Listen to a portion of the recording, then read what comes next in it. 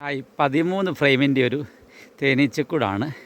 ഇതിൻ്റെ പ്രവർത്തനം, ഇതിൻ്റെ വർക്കിംഗ് ഞാനൊന്ന് കാണിക്കാം. എല്ലാവരും നോക്കണം കേട്ടോ. ഇതിന് ഡീറ്റെയിൽ ആയിട്ട് വീഡിയോ പിന്നീട് കാണിക്കുന്നതാണ്. എങ്ങനെയാണ് നല്ല പ്രൊഡക്റ്റീവായുള്ള ഉൽപ്പാദനശേഷിയുള്ള റാണി ഉണ്ടാക്കുന്നുള്ള വീഡിയോ പിന്നീട് ഞാൻ കാണിക്കുന്നതാണ്. ഇപ്പോൾ അതിലേക്ക് നല്ല വർക്കിംഗ് ആണ്. നല്ലപോലെ പൂമ്പടി കൊണ്ടുവരുന്നുണ്ട്. കണ്ടോ തേനീച്ചകൾ കയറുന്നു. ഒരേ സമയത്തൊരു 10-50 തേനീച്ചകളാണ് ഒരേ സമയത്ത് കയറുന്നത്. ഇതിൻ്റെ ഉൾഭാഗം കാണിക്കാം. ഇതാണ് എൻ്റെ ഉൾഭാഗം. കണ്ടോ നിറച്ചും തേനീച്ചകളാണ്. ഏകദേശം 13 റാട്ടുകൾ നിറഞ്ഞു നിൽക്കുകയാണ്.